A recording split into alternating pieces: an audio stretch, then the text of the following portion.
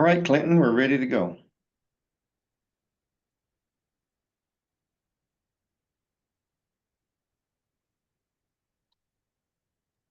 I was muted. I'll do this again. Welcome everybody to the March Colorado Ag Behavioral Health Working Group session. We'll have a few folks, I think, continue to trickle into the meeting, but those of you who are here, thanks for being here. And I'm going to turn it over to Consuelo, who will be doing our Spanish interpretation, to introduce herself. Hola, muy buenas tardes a todos. Bienvenidos a nuestra reunión de este marzo del Colorado AG Behavioral Health Working Group. Vamos a empezar la interpretación. Si nos acompaña a través de su celular o de su tablet, puede hacer clic en los 3 puntos de la esquina derecha de la parte baja de su pantalla y ahí va a elegir interpretación de idiomas. De ahí va a seleccionar su idioma. Haga clic en finalizado y está listo. Y si están en la computadora, van a ver el globo en la parte inferior de su pantalla, igual con un mensaje que habla de interpretación de idiomas. Hagan clic, elijan el idioma que deseen y tanto participar como escuchar en esta sesión. Muchas gracias. Ahora pueden encender la función de interpretación y comenzar a interpretar en un momento. Gracias. You can start. Thank you very much, Consuelo. And welcome to anybody who is watching from the public. We cannot see you. And if you have questions or comments, you're welcome to offer them throughout the working group meeting for the next hour and a half. At the end of the meeting, we will try to allow some time for some questions if you want to put them in at the end, but feel free to be putting them in throughout the entire work group, and Rosie will be tracking those as they come in and let us know.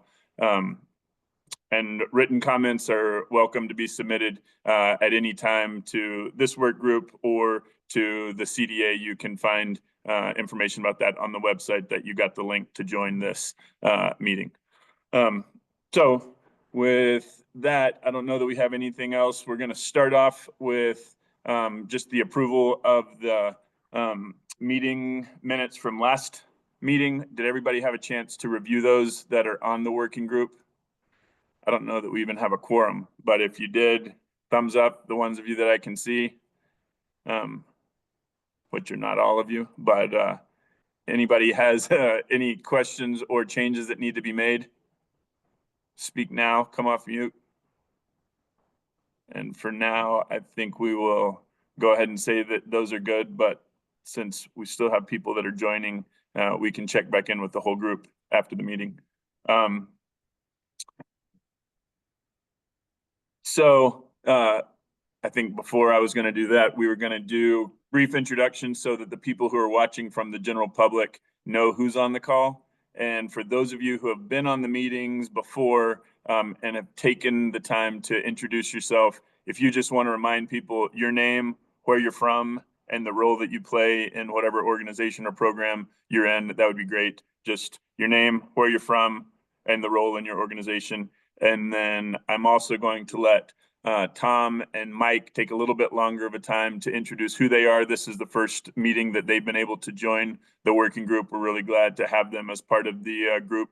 And if you two want to take, 3 to 4 minutes to tell us a little bit about where you're coming from and why you wanted to be a part of that group, that's awesome. So one other reminder is if you're able to keep your video on, please do so. Otherwise, I can't remember how it works, Rosie, but it kicks you off or does something so that you can't talk. If you can keep it on, keep it on. We want you to be a part. But for now, I'm Clinton. I work with the Colorado Agribility Project through CSU Extension. I'm also a Rocky Mountain Farmers Union member and started the AgWell program and am the chair of this working group as that position with RMFU. And since Chad's on the screen and we're unmuted, I'm going to let him introduce himself. Hey everyone, good afternoon. I'm Chad Resnichek. I'm the Behavioral Health State Specialist with Colorado State University Extension and the Colorado Agribility Project. Glad to be here. Glad to see everyone. And for those of you, go ahead, Robert. Yeah, Megan has a question. Oh, excellent. Yeah. Where's Megan? Oh, she's right there. I see you. I'm right here. Sorry. Robert and Clinton, I'm going to jump into, there's two links that some of us have. So there are some folks on another meeting right now thinking that it's this one. I'm going to jump over and tell them to switch to this one. That sounds perfect. Thank you so much for doing that. We Thanks. will pause until you join back. Okay, I'll be back. And why don't we put the agenda in the chat too? Excellent. I'll put the agenda in. Sorry, I was chatting on the phone with Michael. Now we're all in the same room. Thanks. And yeah, that can be maybe the topic that we talk about next week, is how to make sure we get all the additional invites off so that everybody just has one.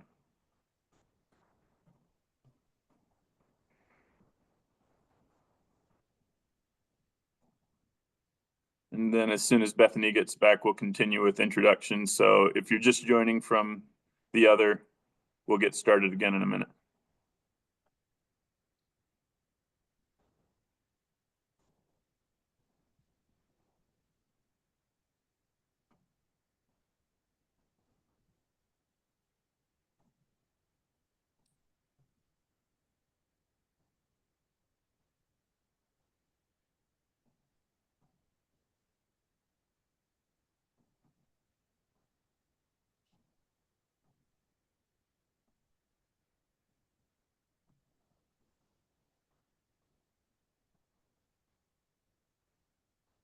Hey, Clinton, I just wanted to say hi, and you know why I'm not on camera, because I'm driving. I work, guys, all the time on the road. So that's my life, mis amigos. Yulissa, thank you for the, yes, for being able to join. Just be safe. Yes, but keep as your you can camera see, off. as you can see in the picture, I'm very pretty, guys. So enjoy my picture. We love it. We're so happy you're here.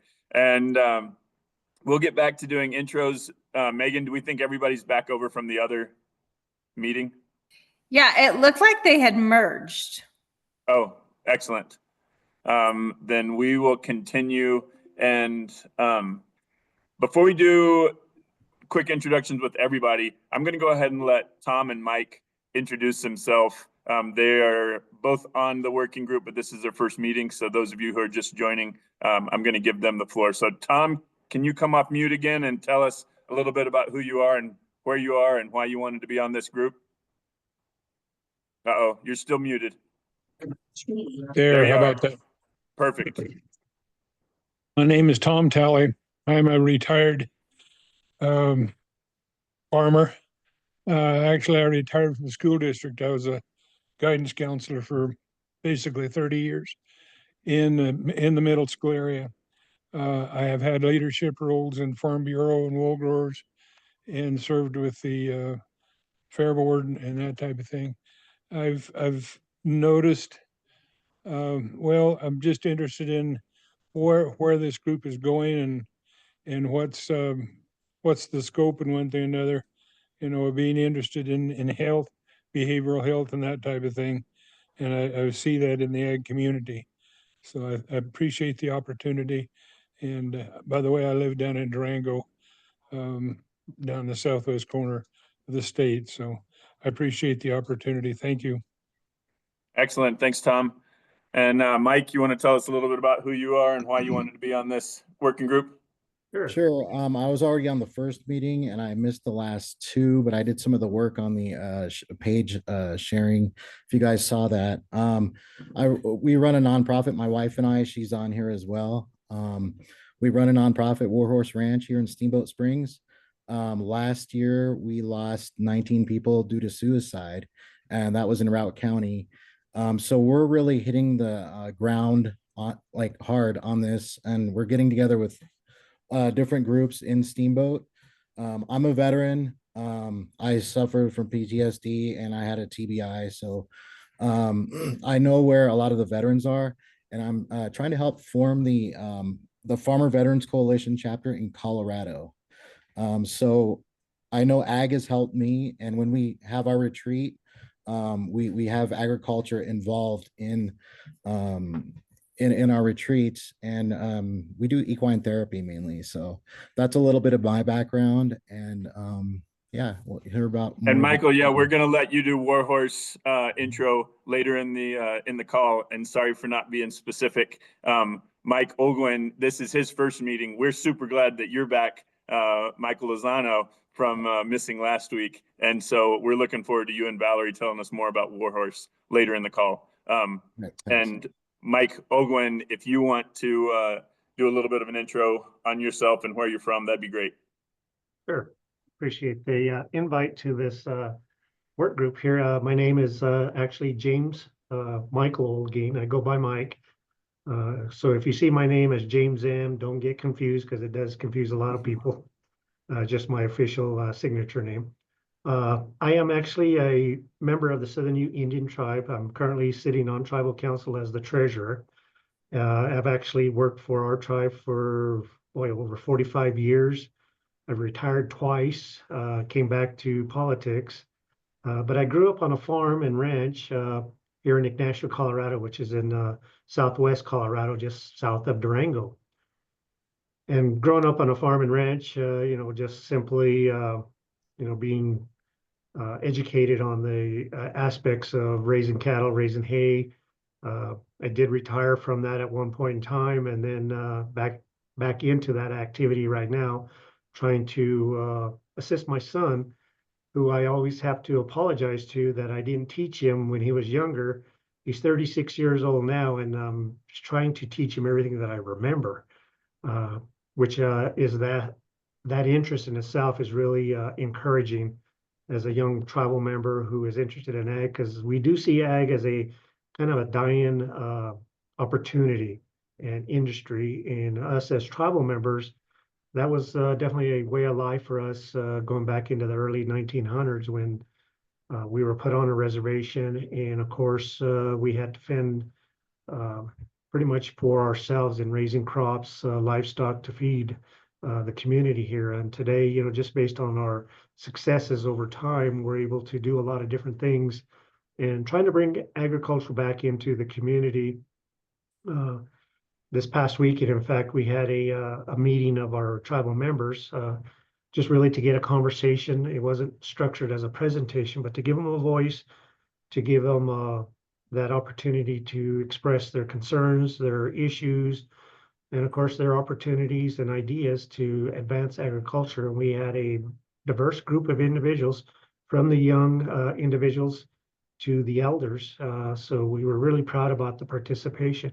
And my interest in this work group is really to bring back an understanding to the membership here of what some of these opportunities this work group can offer to the membership and to the ag industry, because as a tribe, we do fund a department, natural resource department, and under that department, we do have an ag division. And of course, we do experience some of these issues when it comes to behavioral health, just because of challenges, whether that's funding, whether that's resources, whether that's just simply the interest. And we try to listen to that and manage those concerns as best we can, but sometimes it just comes back to we have to sit down and listen and not respond immediately, but absorb it and talk about it as leaders here as a council to ensure we're driving and providing the direction that is needed and that vision. So, but thank you for having me. Excellent. Thanks, Mike. Glad you could join us. And we're going to real briefly introduce everybody else if you want to introduce.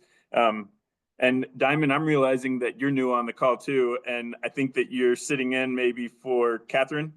Yeah. Hi, everyone. Diamond Roybal, she, her pronouns, from the Colorado Office of Suicide Prevention. I'm here filling in for Catherine Harvey, who is our Rural Strategy Specialist.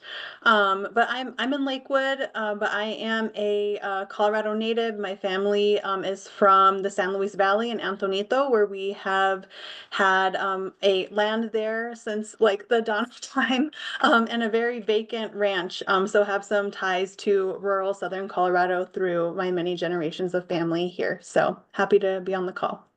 Thanks, Diamond. And if the rest of you want to say your name, where you're from, and the role that you play, and then pass it on to somebody else in the work group. So I think that there might be 7 or 8 of you that are still on the call or that are just on the call to represent your working group position, and you've been on. And I'll Chad and I introduced ourselves. I'm going to pass it to Clinton. Robert. Hey, Yes, Yolissa, oh, because you want to go work- first? Yeah, can I You go go first? first. Excellent. I was always that little kid, guys, in school that I was always raising my hand first. I don't know what is it with me and going first. So my name is Julissa Soto. I was born and raised in Michoacan, Mexico. I came to this country 28 years ago. I grew up around agriculture workers back home. When I came here to United States, I didn't speak a word in English. I was undocumented and educated. Forward 28 years later, I'm the CEO and founder of Julissa Soto Latino Health Equity Consulting. I have my own radio show, Prevention is Health, with Julissa Soto. I also do commercials for Telemundo and Univision. I also own my own trucking company. I'm also the Suicide Prevention Commissioner. I'm also a commissioner for the Office of Health Equity. Also the vice president of the Colorado Springs Hispanic Chamber of Commerce.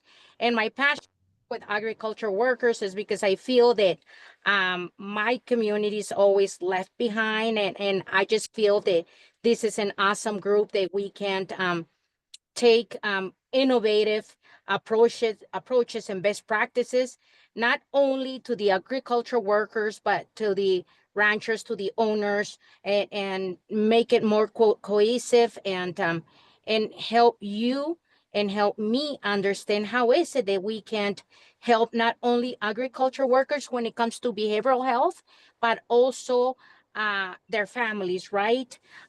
I forgot to say, yes, I'm the Suicide Prevention Commissioner, and I take the attempt survivor seat. Even though I'm an extrovert, super pretty, and people think I have it all together, I do surprise them when I say I'm an attempt survivor. And I travel around the world talking about my story and my attempt, because we always judge the book by the cover, and it's not only that way, guys. So I'm super excited to work with all of you guys and share with you that June 8th, we will have a big agriculture conference in Delta. So I wanted to ask Clinton that maybe this could be an opportunity where we can meet at the conference and also visit with the agriculture workers, since we talked about it. But that's just an invitation, guys. So don't think I'm asking you guys, let's go, right? But if you say let's go, let's go. So Excellent. that's a little bit about me.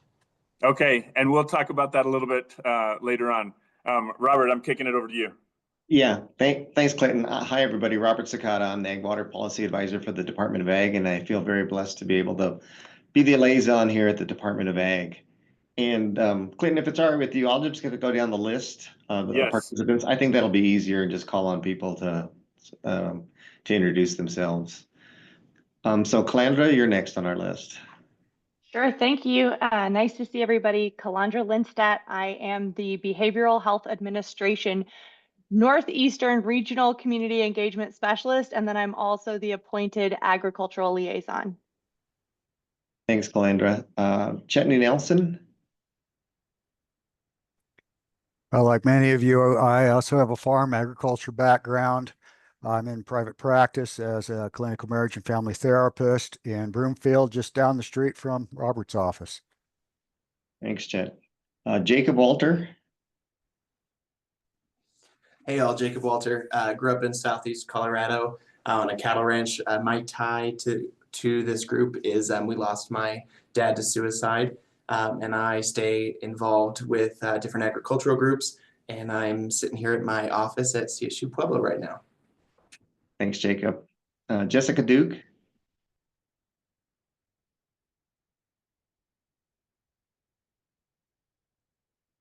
Jessica, if you want to unmute yourself and introduce yourself.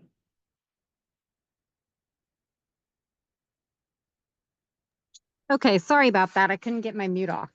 My name is Jessica Duke. I currently work at a critical access hospital in northeastern rural Colorado.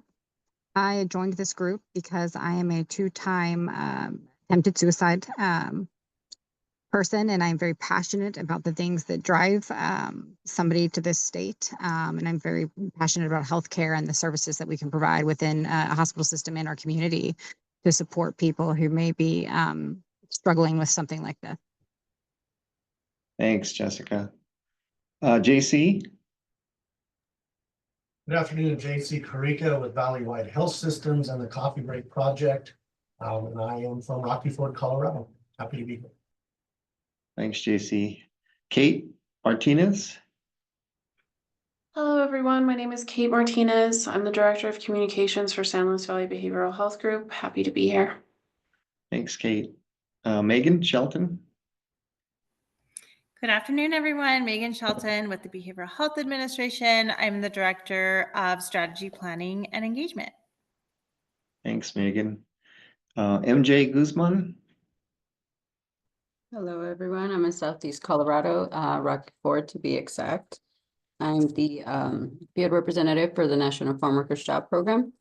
And my tie to this is that same attempt and in childhood, I experienced that as well. And there's a lot of things that drive people to that, as it was stated previously. And I think it hasn't been talked about enough in the ag community.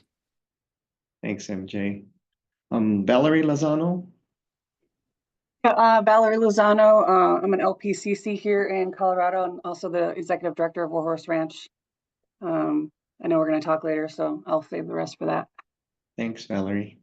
Rosie?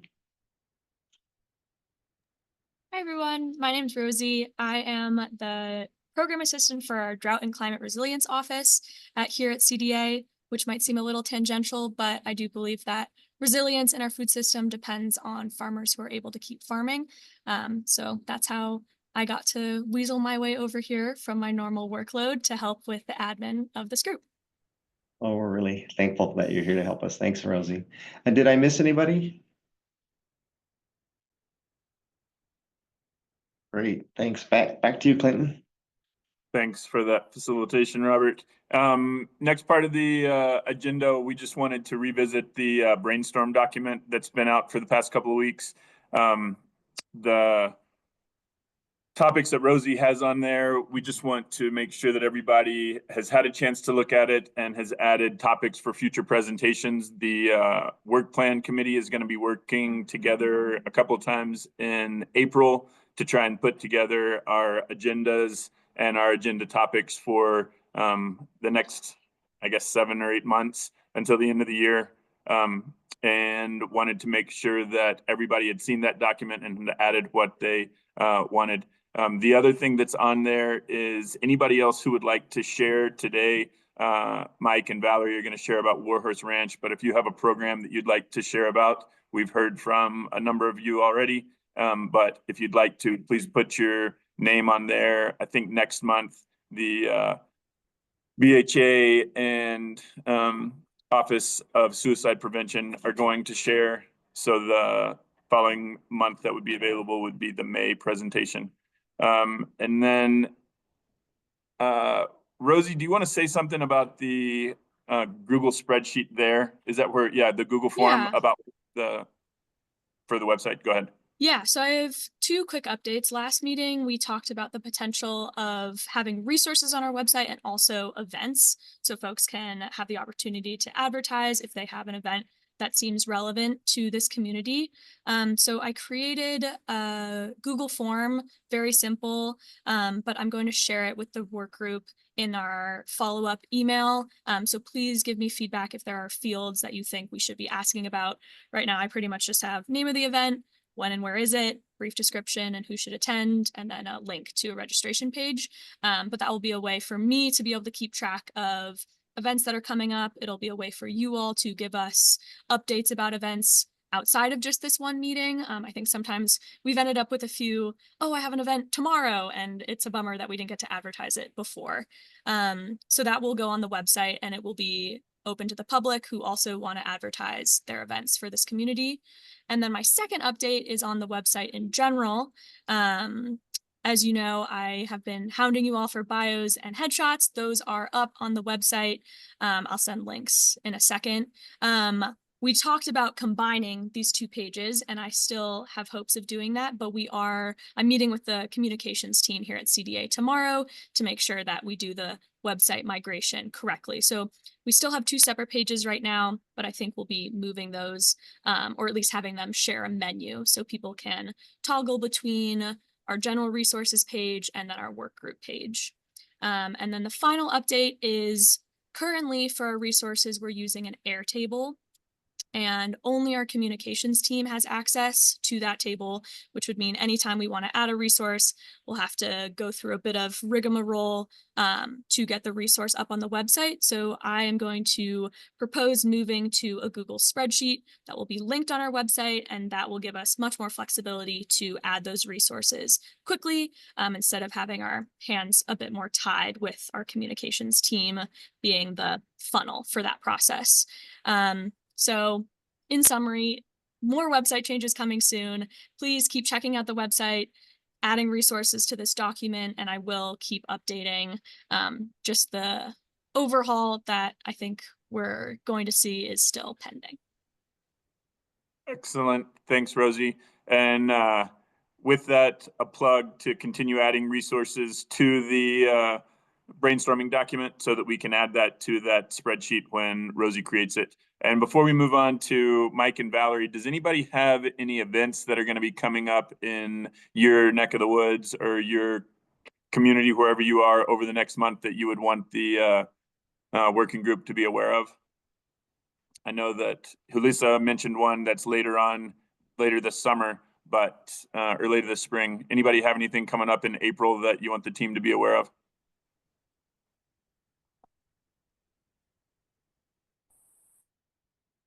Clinton, one thing too, I'll just open it up. We do have some attendees that are not appointees to this work group that are listening in. And so those of you that are listening in, just as attendees, if you want to introduce yourself through the question and answer feature, or if you have events that you think would be important for us to know about, please type those in under the question and answer part, and then we can see that and share that with the group as well. Thanks, Clinton. Yeah, thanks for that, Robert. Any events coming up in April that anybody wants to highlight? I'll report on an event that was held last Saturday that I saw Calandra at. The Colorado Department of Ag had an ag worker event in Greeley, Colorado. And Calandra, how many people do you think showed up at that? Wow, it was a big event. It was huge. I was guessing like over 100 just community members, right? Yeah, I'm so kind of guesstimating, but it was so many people. I was really impressed with their ability to do the outreach and get folks there. It was amazing. yeah, so it was Saturday, started I think at 11. They had different vendors, everybody from legal aid to different other programs and partners. Calandra was there on behalf of behavioral health. And then they had presentations throughout the day, and they even offered childcare. So people that brought their children, the children could go off and play while the adults were listening to the presentation. So I thought they did a great job. So it was amazing. Childcare and vaccines. It was awesome. That's right. Yeah. Thanks, Calandra. Thanks, Clinton. Yeah, of course. Thanks for the update. Anybody else? Last chance. Raise your hand before we hand it. Oh, Jacob. I would also just do an update. Chad, myself, and several others were able to do a presentation at the Commodity Classic in Denver at the beginning of the month. And there were thousands of people in attendance for that, but there were several hundred at least specifically sitting in for that session from all over the country. And it was a huge impact and very good questions and a very good turnout for that. Great. Thanks, Jacob. Anything got? Following up on Robert's sort of historical reporting and Jacob's, last week we kind of did a tour of the western part of the state. So we had legacy showings followed by behavioral health panel discussions in Steamboat, Craig, Meeker, and then Carbondale. And as some of you know, some of those communities have been recently impacted by human loss. And it was an amazing outpouring of support and community connections. We were able to bring in some behavioral health providers from local organizations, talk about different resources, but really just moving experience and grateful to be able to meet so many people out in the communities to be able to do some of that. So. Yeah, thanks to you guys for hitting the road trip. I was able to attend one of them, and it really was moving, and just thankful for all the work you guys are doing. And that's a pretty good segue to take us to Warhorse Ranch. One of the places that we stopped was out in Steamboat, where Mike and Valerie are, and they have definitely experienced their fair share of loss this past year, and they're doing great work out there. So Mike and Valerie, do one of you have sharing permissions to, if you have a slideshow? They have it, okay. Well, you guys take it away. All right. So as you know, my name is Mike Lozano. I'm a combat veteran, and I spent my time in Iraq. I was in the Marine Corps from 1991 to 2004, and then the Air Force Reserve from 2000, finally medically retiring in 2021. So when I came back from Iraq, everything was different. I didn't know I had PTSD. There was a lot going on. I just took a nosedive with alcohol, and a lot of things happened. Val, before that, Val had told me, she gave me an ultimatum. She says, go to the VA or we're going to divorce. So basically that's what started it all. I lived in Arizona before here. We moved here in 2019, but my older children, they lost their mother. And then I had to have brain surgery from a TBI, which caused an AVM from the blast overpressure.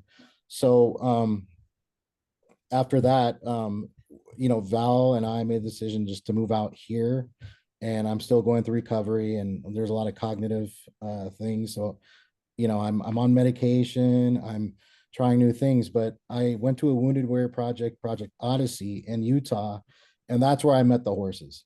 And that really changed my life. So when we moved here, I know Val had she lived here before in Steamboat, and we bought this awesome property, and we were able to start Warhorse Ranch.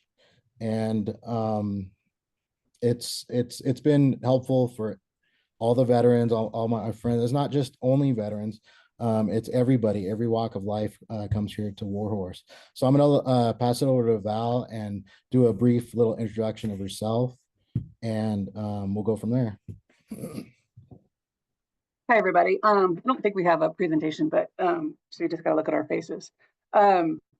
So just kind of piggybacking off of Mike, I spent 12 years as a federal agent for Homeland Security, and I did a lot of work with prosecutions of individuals that were guilty of trafficking, both drugs and human beings. I did some war criminals, saw enough trauma, read enough trauma that I have gained my own trauma and PTSD due to some of the things that I had to deal with.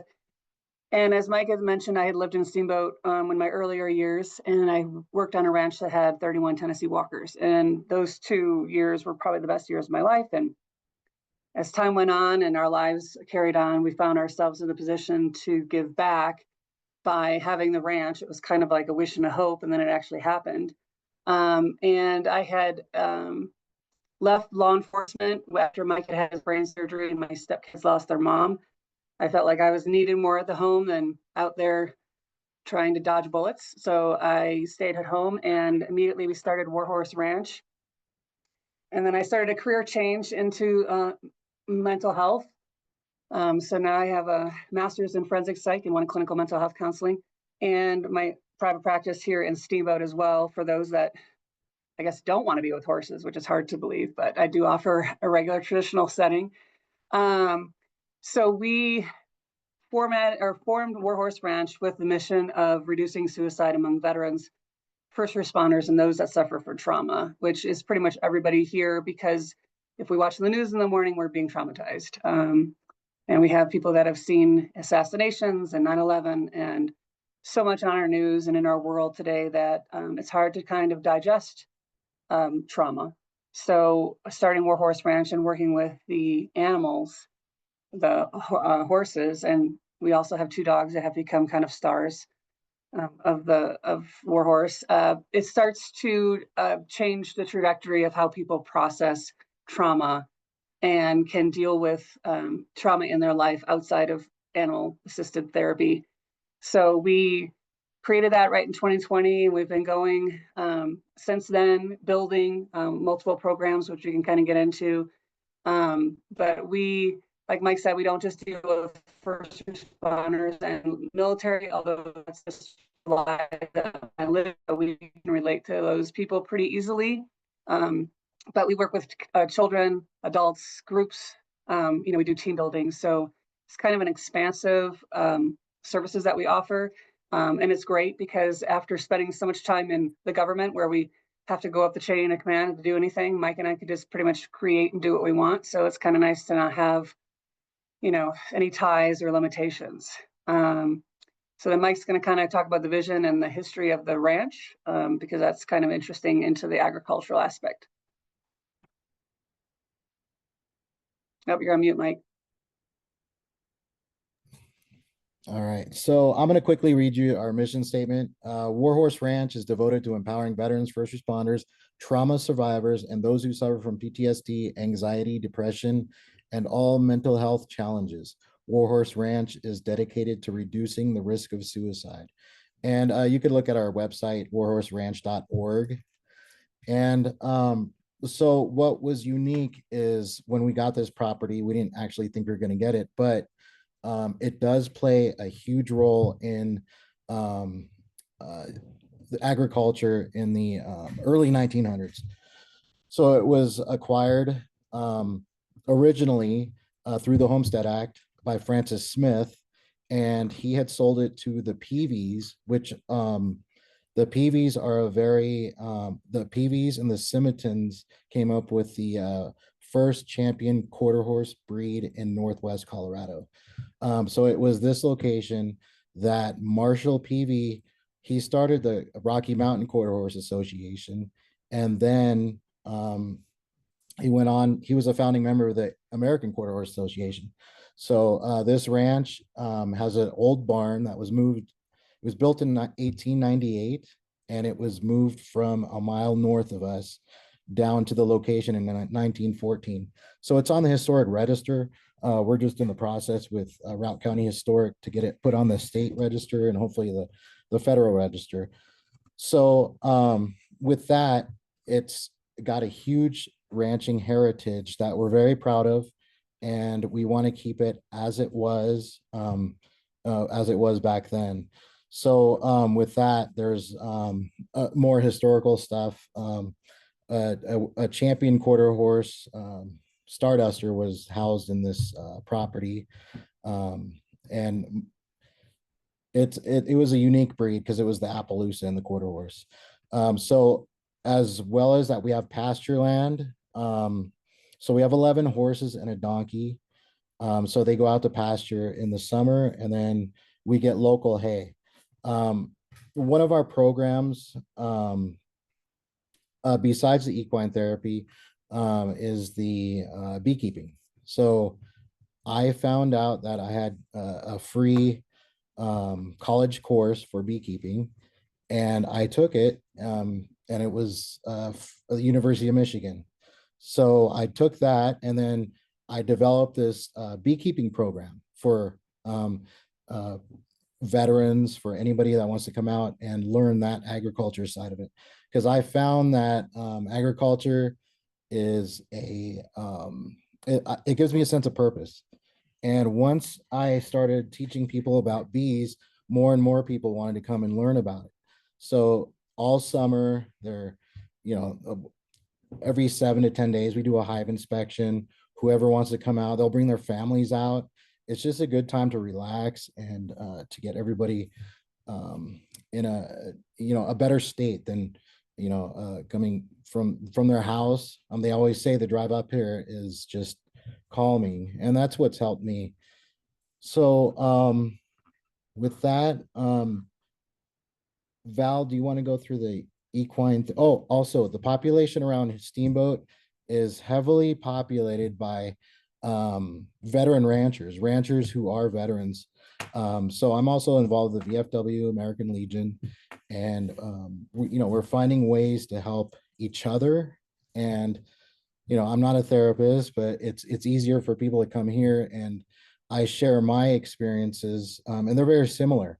There's no icebreaker. It's like a family, and I see a transformation when people come out here. They'll come out here for individual sessions. We have retreats, and we have the some of the other programs. The Foundry Addiction. They come here once a month, and it's a new group every time that comes out, and they always get something out of it. And let's see, with that, Val, you want to explain the horses and what we do? Sure. So a little bit about like how agriculture and therapy and horses all work together is it's kind of like it can be hard to talk to some of our old ranch, like historic ranch owners that have looked at horses as a tool.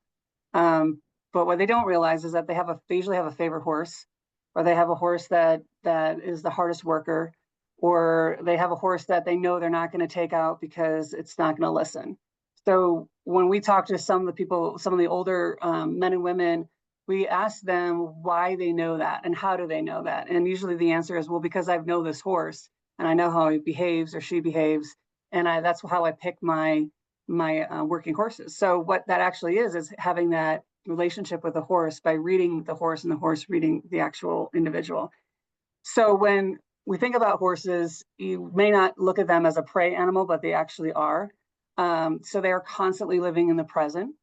They have to live in the present to be aware of their surroundings, and they have to be living in the present to be listening and looking and feeling what their herd mates are doing. And that's how they realize that there's either a threat on the property or that something is amiss. So I always joke that our horses are the best meteorologists because they start to run around, a storm is coming in. They can usually feel like the barometric pressure drop. They're feeling the change in the winds. They're seeing all of that. So sometimes we find ourselves looking out the window because we see the horses looking one direction and we're trying to figure out what they're seeing. So they live in the present tense. They don't have the ability to worry about the future like we humans do, or worry about the past. We tend to, as humans, drag the past with us into our present because we're concerned about something that happened, or we're dragging the future into our present because we're stressing about what might happen. So they always are releasing any kind of stress or tension that they hold on to. Human beings are one of the only animals or species that cannot shake off stress or tension. You see dogs do it, cats do it, and like horses, cows, you see all these animals that are able to release stress from themselves. So horses, you'll see them release by yawning. They do a lot of yawning. They'll shake. They'll kind of give you that like sound, or they'll pass gas. And that's how they release stress. That's how they get rid of their tension. So when we bring out individuals that have experienced trauma and are holding on to that trauma, and that trauma is kind of controlling their future because they're dragging it with them because it's unprocessed, we partner them up with a horse. So horses are used as a co-regulator. They have a naturally regulated heart rate. So when individuals walk up to a horse, there's a calming presence, and then our heart rates kind of synchronize with that calming, natural, regulated heart rate of the horse. The horses, as I kind of mentioned, they can mirror our behaviors. They can sense the tension. They can sense the stress or anxiety, because that's not something they like to feel. It's just like anxiety from a person is the same feeling that they get with another horse in the herd if that horse is anxious because they see a predator. So they're highly intuitive, and they can reflect the emotional state of people around them. So like that anxiety or stress or fear, and then they can show that restlessness to the human being. So if you are an individual that is stressed out over something, the horse kind of gets restless because it's kind of like that barometric pressure. It's like something's off, something's happening. I don't know what it is. So they may come around to you, and as you are interacting with the horse, you are being made aware of what you're emitting off of yourself and what the horse is kind of detecting. And so then you become your self-awareness to what kind of emotion you're giving off. And then that tells you, hey, wait, like, hey, Val, you're really stressed out. You kind of need to, pick on that teaches us out of the arena that we need to kind of self-regulate how that can happen. There's also the mindfulness of when we feel that and we see that, like, hey, I need to just recognize where I'm at right now and what is taking over the real estate in my head, right? What is that trauma that we're thinking about? And how can I kind of calm myself down? And that may be reflecting back on interaction with the horse, because they have this they activate the parasympathetic nervous system within us. So if we are brushing the horse, or we're just walking with the horse, or we're just in the presence of the horse, our rest and digest system, the parasympathetic, is being activated. And as that starts to activate, we start relaxing. That's where that releasing comes from. So we relax, our heart rate goes down, we may breathe more controlled, we might feel a little bit more like loose in our body, especially if we came in really tensed. So it reduces the trauma that someone's bringing in that fight, flight, or freeze nervous system. So learning how to kind of groom the horse and be there and regulate with them is going to make them calmer, the individual themselves. So a lot of times when we have people come through, especially in retreats where it's a 5-day experience, by the end of the retreat, they've become a little bit more aware of what they emit and how they can dial that back and give themselves a little bit more calmness in the real world after they leave the retreat. Another great thing is that horses are never judgmental. They don't judge. They are going to accept whatever you bring to them, which also will give the individual emotional security and regulation, because they can be themselves. You can't lie to a horse. I always tell people that when they were told as a kid, when they went on a trail ride, that if they were scared, don't show it. Well, unfortunately, the horse feels it. No matter what, they're going to sense that this child or individual is afraid. With that, I will just say that we are a equine therapy ranch that does groundwork. So everybody is on the same level. We have to be on the ground, horses have to be on the ground. So individuals that may feel stressed or maybe scared because they're afraid of horses, they still come out. You don't even have to touch a horse if you don't want to. You can just be there and be in their presence, and those same feelings come about as that interaction grows and that trust grows, and they trust you, and then we as human beings trust them, no matter what the size is. So we have a 19-hand Clydesdale that is the biggest baby on the ranch, and hangs out with the donkey.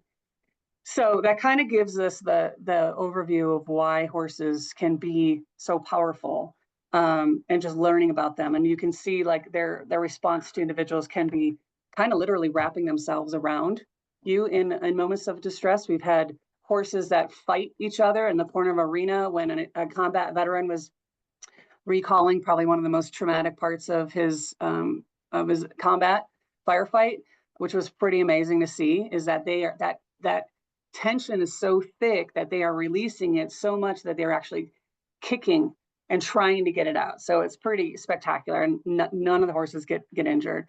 So that's kind of like the overview of why we use horses. I love that you have to be very authentic with a horse, and you cannot come in thinking that you are going to fool them. It's very hard for us that we do have to kind of separate active addiction individuals, because if someone is actively in addiction, they are not transparent and they are not in their true self, and the horses really won't know what to do with that person. So Mike had mentioned we do collaborate with the Foundry, which is an adult recovery program. We do have other collaborations. This year, we're going to be collaborating with the Rocky Mountain Youth Corps here in Steamboat. Their individuals, their kids, I think it's 8 to 11, or not, I'm not sure, 9 to 11, will be coming out every Monday during their 10-week summer. And what they've requested is that we give them something to do, the actual work, but then we're going to integrate the agriculturalism of the beekeeping, and then we're going to put some of the kids through equine sessions where they're going to learn a little bit about the horses. Warhorse also program that I do with the BOCES kids. So those are like mild to moderate needs kids. We are working with the Yellow Ribbon Program. We're going to be initiating collaborations with them. Myself and a few others are working on an equine network here in the community. So we are going to try to bring up more attention towards horses and how, whether it's horseback riding lessons, equine therapy, mucking stalls, we kind of, here in this rural community, we want to bring horses to the forefront, kind of back in the day where people really enjoyed being with horses a lot more. I think when people think about horses, they think about the expense. So this network is trying to provide horses to those that want to be with them. So yeah, I do want to really make a quick correction. So it was actually the Yampa Valley that has 19 suicide losses. So that's between Moffett and Route. I am also on the REPS Loss Crisis Response Team. REPS, for those that don't know, is Reaching Everyone Preventing Suicide here in town. And with that, we integrate into Warhorse and are training our staff to make sure that they are in the QPR, which is question, persuade, and react. And then the assist training, just because of the population that we deal with is unfortunately a high risk population. So getting our staff trained to be able to communicate and pick up on the red flags is really important to us so that we can go into the next step. So then Mike, you want to take it from there? Oh, sure. Also, myself, I do the jail ministry for Routt County for Simeon Christian Center. And so what we do, we go in the jail and I make sure everybody, if they're a veteran, I make sure they get in contact with a VSO so they know they have their benefits. And with everybody, I make sure they have their addiction and their mental health somewhere to go to after they get released, because that's a problem we have seen in Routt County was when people come out of the jail, they will immediately go back to where they were and then find themselves back in the jail. So we're trying to prevent that. Other thing we mentioned is the freedom retreats. The retreats, we have 2 this summer. They're 5-day. They're paid for. Everybody can, anybody could sign up for it on our website for the retreat. So what we do is we do a collaboration with other organizations. We have an occupational therapist. We have a physical therapist. We have a retired nurse practitioner that is a trauma nurse. And then we have a dietitian that deals with trauma, the vagus nerve, and what we eat. So there's a lot of support from every type of modality that we could find in these retreats. So it's the first day, everybody gets to meet everybody, meet the horses. And we'll do a couple of sessions. We'll do group sessions. And some of the sessions are based on when I came back from Iraq. Okay, what was I missing? So there's a couple of sessions that we do that incorporate that, which is kind of powerful for everybody. And then the second day we do horseback riding. Actually, no, fly fishing. So we Yampa Valley fly fishers, they donate their time to us. So we take the group up to Steamboat Lake, Hans Peak Lake, and they're on guide boats. So that's very, I don't know if anybody have done EMDR, but fly fishing is like EMDR with the back and forth motion and the rhythmic. So we incorporate that, horseback riding, beekeeping, and everybody comes out a different person and closer family. So also when the foundry comes out here, we have them do a lot of they have to do service work, like an hour of that, and then we'll go into sessions. So with that, are there any questions from anybody?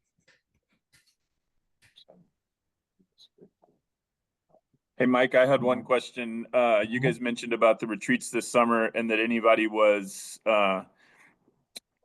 could attend. If we had farmers and ranchers, would it be open to agriculture folks or just Oh, yeah, anybody who's a definitely. veteran?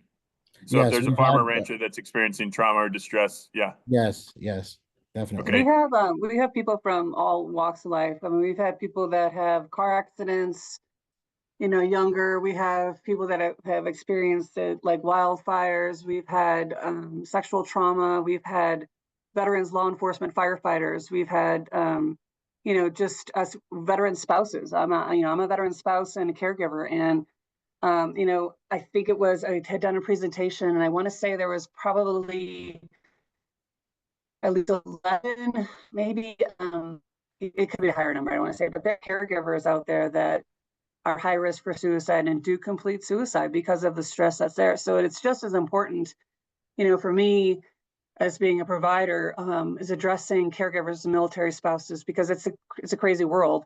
When we talk about ranchers and farmers, especially in today's day, that is a huge stressor outside of the normal, stress of just running a ranch, especially with the economy the way it is. So, I mean, I can see where, mental health is escalating and the idea of not having anywhere to go is sad when I know that there are resources out there to try to help people get to a place where they can find resources, whether it's rent assistance, utility assistance, whether it's not having mental health, being able to go to a mental health provider, trying to help intercept and direct those people before their stress escalates and they get to the point where they feel like they have no other options. So that's kind of my drive. But yeah, the retreats are 5 days. They're on our website. There's one in August, one in September.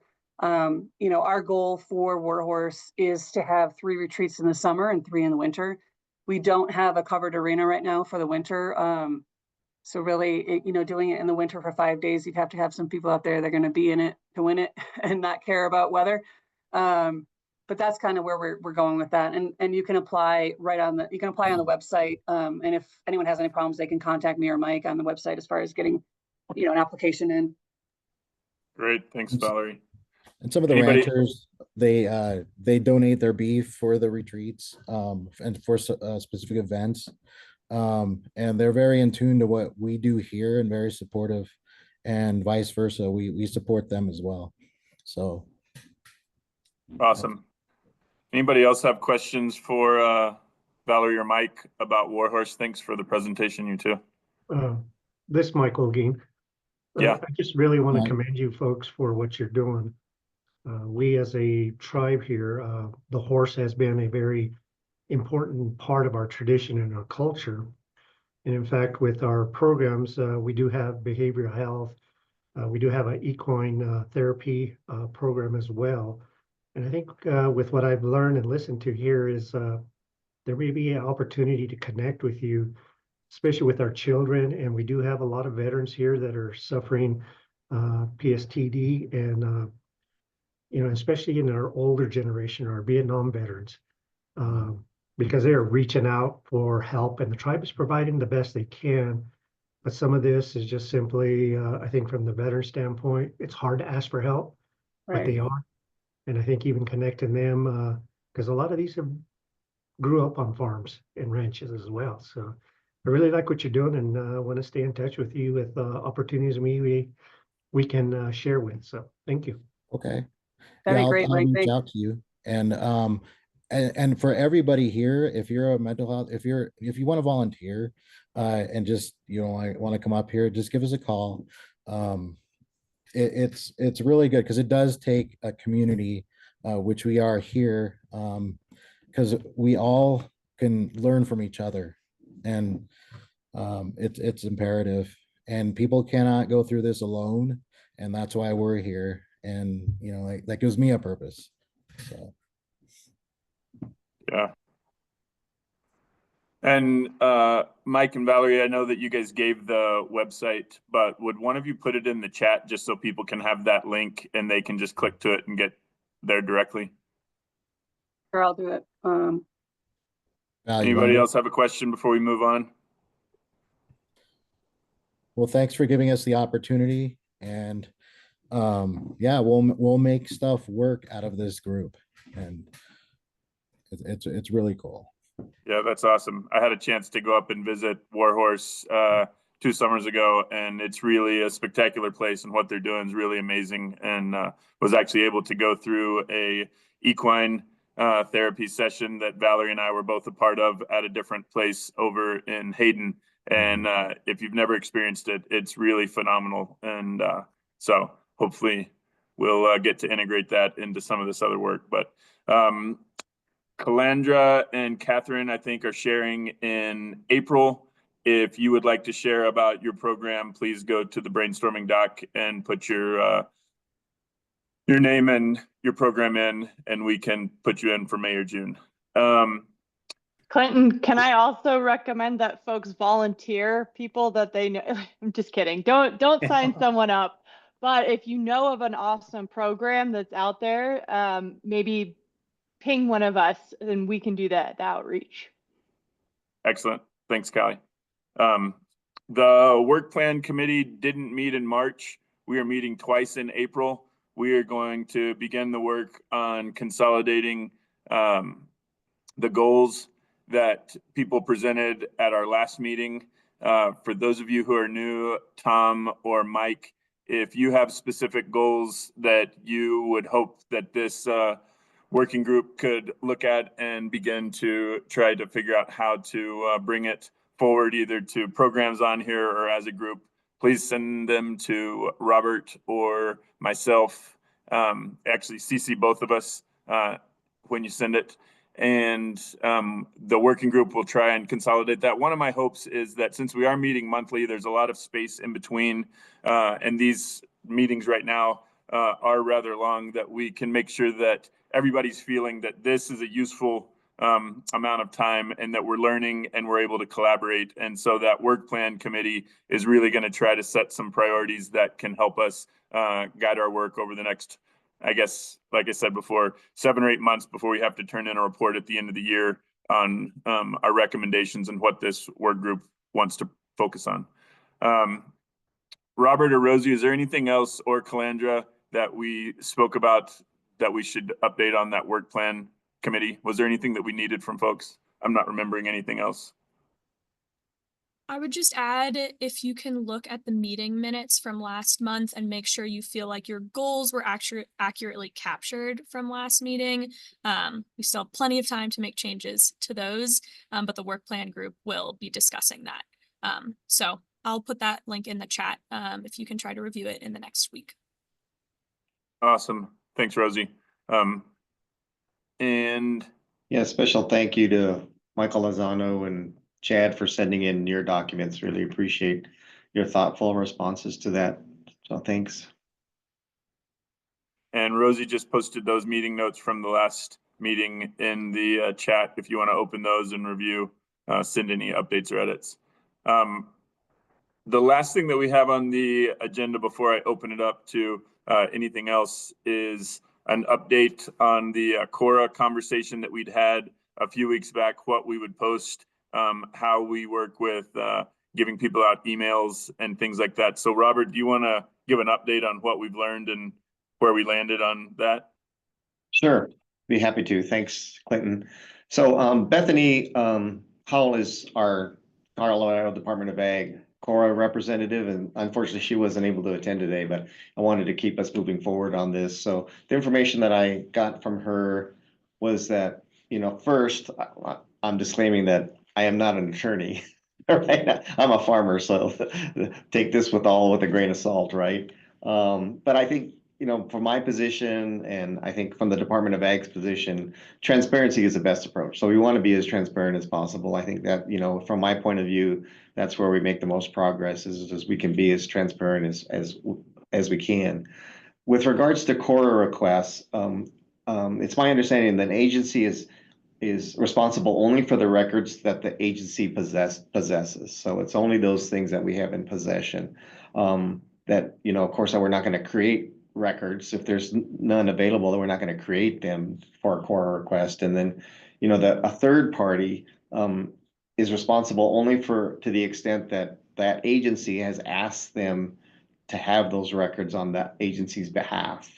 And so I think with regard to the questions that we were faced on the previous meeting, as far as health records, really my understanding is you really have to look to your own legal service providers and get guidance from them as far as what you feel comfortable posting. But this is the information that I have from about Cora. So does that make sense to everybody? It does. And if people want their website or their email address, whatever, should they just send that to Rosie? Or and then, okay. Yep. So Rose will be collecting those if you do or don't want your email posted, and if you do or don't want your website posted, whatever, let Rosie know and she can put that with your bio. Anything else? Update, Robert, from Jordan or anybody regarding legislation stuff that we should let people know? The one thing that I know was posted and you had mentioned might be extended was that RFP for the nonprofit that's going to be hosting the event. Do we have an update there? Yeah, I'm going to extend it another 30 days.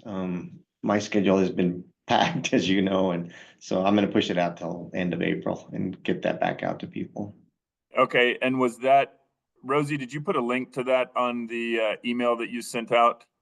Just wanting to make sure that people share that with any statewide nonprofit that might be interested in hosting. I talked to 2 different ones that were talking about the option to collaborate.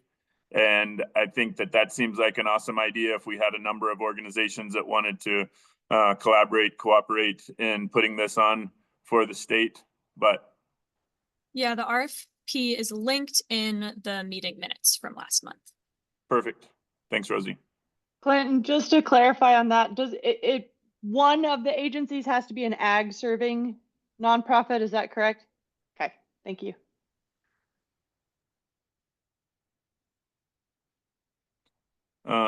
Okay. Then that's all I got. Does anybody else, before we open it up for Q&A, if anybody from the public has any questions, does anybody have any thoughts or questions for this group or anything from this meeting? Yeah, really thanks to the general public that's attending in the background. They have submitted some great comments and questions in the Q&A. So we'll be reaching out to some of those people. And again, my email address was in there. Don't hesitate to reach out with questions or comments to me about anything we're doing. Awesome. Thanks, Robert. I do have a question though, since we have time back to Michael and Valery. Is that all right? Bring it. So what piece of advice, I guess it's a 2-part question. What piece of advice would you give to a community that wants to start up something like you're doing? It's funny because I tell people, with our backgrounds, we had no idea how to start a nonprofit. I was just talking to a client today about how, you have to be very honest with yourself and what you don't know, and you have to be willing to ask for help, which is kind of difficult when you've been in military and law enforcement, and you don't usually ask for help because you have to do it yourself. But I think in a community, it's steady and slow is probably the best way to go about it, because you want to make sure you do it right. You want to make sure you educate people. We started right before the pandemic, so we were trying to I always say, like, we try to make some noise right before everything shut down, and just being out there. And also, we've always made it a point to invite other mental health entities into our events. So, the Health Partnership, reps, some of the, even we have a Travis House and Love Life, which are faith-based recovery. I mean, I always have, for our events, I invited those people to be a part of it, because I feel like we have to, it may not just be us, it may be someone that relates with somebody else in some other organization. So approaching it as a collaborative effort right away is, I feel, going to give you the most success, because it's like a team effort. It's like we're all combating the same goal, and just giving different options of how people can connect. And I would say get people involved with the assist training, because I think it's nationwide, but find out I know every community has suicide prevention make sure you have a VSO. You're with a county VSO or a local VSO, the veteran service officer, because that's huge when people, the veterans come in, they don't know they have benefits. They don't know Veterans Court is available to them. Also the Ag Alliance, we're close in with the Ag Alliance because, we sell our honey at the Ag Alliance and, we're getting into beef, but, and mental health providers, different modalities, like different, just get a collaborative, people with different backgrounds. And I think once you see that one goal, it'll all come into play. It'll all fall into place. That's great. I really appreciate your approach, and it sounds like it's been so thoughtful. So my second question is, what are the biggest barriers or challenges that you're facing now then are? Funding. Yeah. It's hard. So we started in March of 2020, and trying to you try to prove yourself a little bit. I think people are hesitant to donate when they don't really know much about your program. And then we want to make sure that we do things right. But, grant writing and funding, we've never, none of us have been paid yet. We've been, just doing this, all of us on volunteer basis. But, trying to find consistent financial funding is, me as the director, the biggest goal, because it alleviates that stress from me, and it makes it alleviates the challenge so that I can focus on more important things, like coming up with different programs, coming up with, paying additional mental health providers, because it's really hard. And as having my own private practice, I cannot ask providers to leave their paying private practice to come and volunteer for free. So trying to get as much, funds and funding as we can is probably our biggest challenge, which is probably the same with all nonprofits. And they understand that, and that, yeah, they're volunteering their time, and for 5 days, for a whole week, and we provide what we can, but yeah, that's a big barrier. Is we need to pay those people because they need to be paid. Yeah. Clinton, there's a question in chat. Did you see that? Oh, you're muted.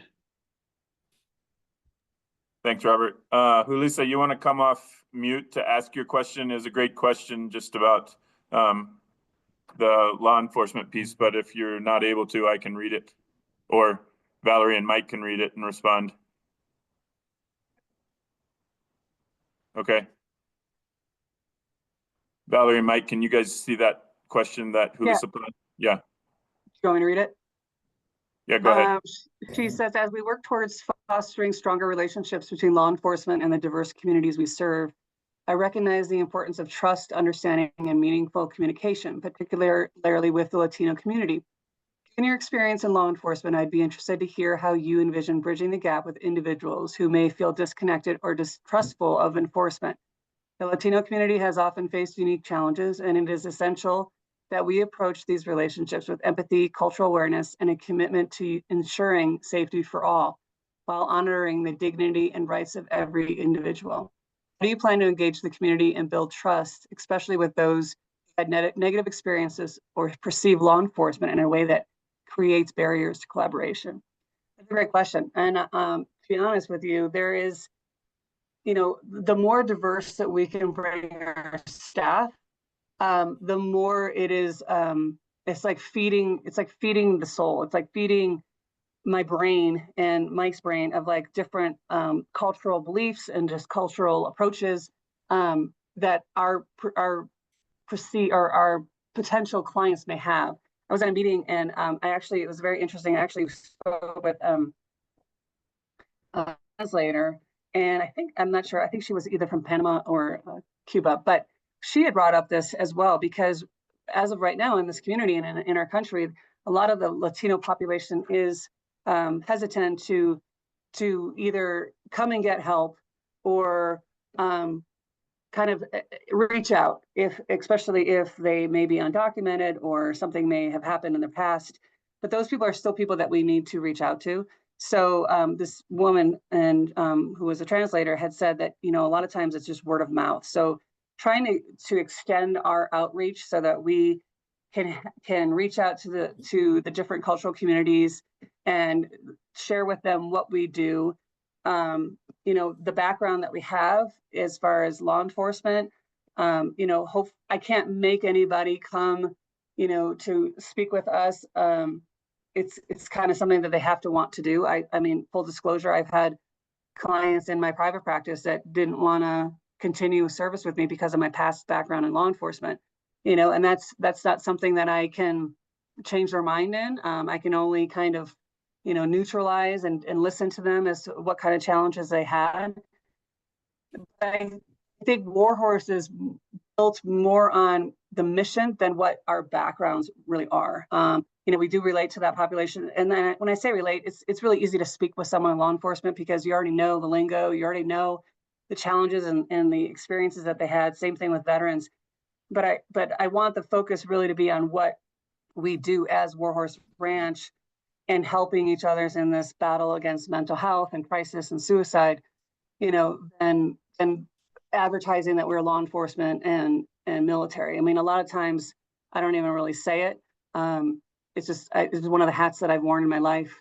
But I'm involved in a lot of things here in this community. So my outreach is very far and wide. I'm kind of like I have a full plate that also has like a second layer to it, and that plate is full. So I'm trying to get out there as much as I possibly can to just talk about what our mission is. And hopefully people will feel confident enough to take that first step, because it really doesn't matter what your background is. The first step is the hardest step.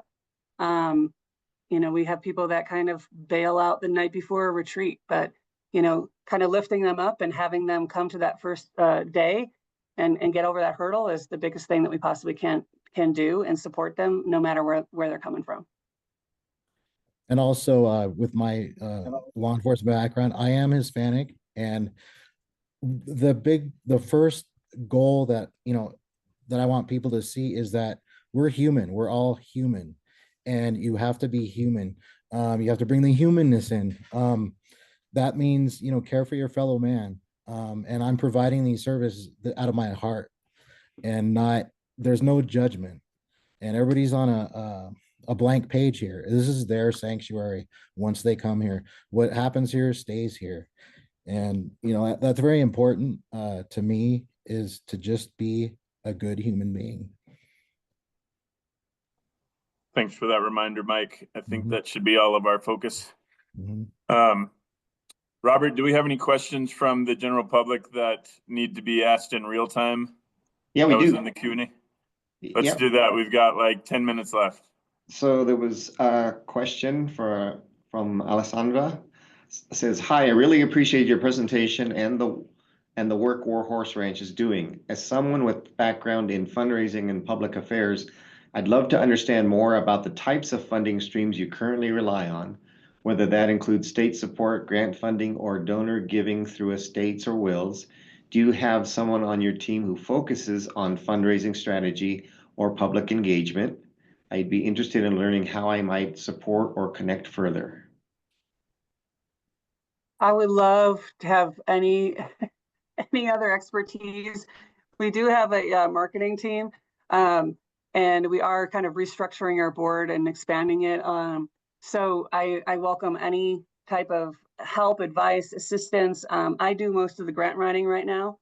And fundraising is, we do have, you know, certain events that we do already. We have established that are yearly events. And then conversations about doing something, you know, a bigger event each year instead of some smaller ones. But I would always welcome assistance and help and advice. My email, I could put in the chat, and I you know, I would appreciate it at any time. Oh, Mike already has it in there. Yeah. It's there. And if somebody, I don't know if the general public can see the chat. Can they, Robert? Good question. I don't really know for sure. I don't know either, but if Valery, you send it to contact? everyone can see it. If you send it to hosts and panelists, it'll just be the group that you can see on your screen. It's on everyone. Awesome. It's to everyone. So hopefully she got that. Thanks. And if somebody wanted to contact you, I'm guessing there's a contact us on your website as well. You're on mute, Valerie. Yeah, Mike's got the email and the ranch number on there. Right on. Robert, anything else from the general public? I don't see anything else, but I really appreciate people's comments in the question and answer. Thank you so much. Awesome. Anything, closing remarks from anybody in the working group that hasn't been said or hasn't been asked? If there's anything that, if you have anything, just let us know and we'll try to find time to help you guys out and even travel a little bit. But, we have 4 kids, well, 2 kids. So, we're busy. I know everybody's busy, but it's good to, to kind of collaborate outside of the group meeting. I know we have all each other's emails and numbers, so I'll be reaching out to some of you for some help. Excellent. And that's a great reminder. You guys shared a lot about your collaborative relationships when we were out there, but this group really is a working network. So please don't hesitate to reach out to anybody on the group. And Robert, that's all I got on the agenda. Anything that we need to know about the meeting in April right now, or anything else from you guys at the CDA? No, so in about a week, we'll send out an email follow-up with the minutes and potentially some homework if we come up with any homework for you to work on. And then about a week before the next April meeting, we'll send out a email with the agenda and any suggestions. So any suggestions you have for the agenda, don't hesitate to reach out to Clinton, I, or Rosie. And then also even those people that are attending virtually, if you guys have a program that you think we should have a presentation on or something, don't hesitate to reach out and provide that information to us. Excellent. And just to follow up, Julissa just put in the chat that she's ready to go to the ranch. So I it sounds like that. I think this And group should go take a tour and a little bonding. I like the MJ's idea of a mental health Las Vegas is what it sounded like to me. What happens there stays there, and I'm excited. Ski in the Excellent. winter and help out with the cows in the summer. Sounds perfect. All right, then we'll get to work on that. We can throw that out to the work plan group, what that in-person meeting looks like. And Robert, we already talked about the potential of getting in person, and Jacob, I was going to throw out to you. Were you able to find any dates that were available the end of April, May, or June for us to come down to your neck of the woods? If we choose to come down this way, the end of May is looking very, very good. Campus is closed right after graduation, and we haven't gotten to the full craziness of FFA convention that first week of June. Okay. Our person who oversees all those is out on leave this week, so I'm getting a final answer, and we'll have that back. Okay, perfect. If you'll just let Robert and I know. I can't remember, what's the date on that May meeting? Does anybody have their calendar up in their other screen? I'm single screening, so I can't see. Rosie, I'm leaning on you. Yeah, I think it's going to be the day after Memorial Day, which I understand might be tough for folks if anyone is traveling, but it's the 29th. Okay. Well, then we'll keep that one alive. Jacob, let us know. Oh, wait, just kidding. 27th, May 27th. 27th. The rest of you have a great month. We'll see some of you at the working group meeting, and always reach out. Thanks again, Mike and Valerie. Thank you all. Anytime. Thanks. Yeah. Thanks, Mike. Thanks, Valerie. Adios.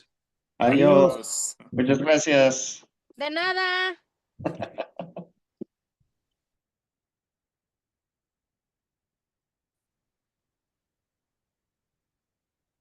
All right. Thanks for your help, Consuelo. Yeah, thank you, Consuelo. All right, very good. Clinton, thanks, Rosie. We did it. That's a All right. lot easier when I'm at my desk with 2 screens. So thanks for jumping in and helping that. And we'll also think about the intros, maybe being more overt when everybody just says who they are and where they're from. I think that's helpful. But if it's an opportunity for people to talk, it goes a little bit lengthy. Yeah, and maybe reminding folks we have time later in the meeting for broader updates. Yeah, absolutely. And then I do think that whoever's presenting in the future, it's super helpful, I think, to have some slides. That was really awesome, all the information they gave, but slides would have been helpful for people to see. So I'm going to encourage people in the future to do that. But Great. thought it went good. You Yeah. guys Good have a job. good one. Thanks. Yep, see you at the work group, though, work plan meeting. Work plan meeting in 2 weeks, right? Yeah, Something like that. yeah, maybe a week. April 7th. Yeah. Yeah, April 7th. See you in a week. okay. All right, you guys. Bye. Bye.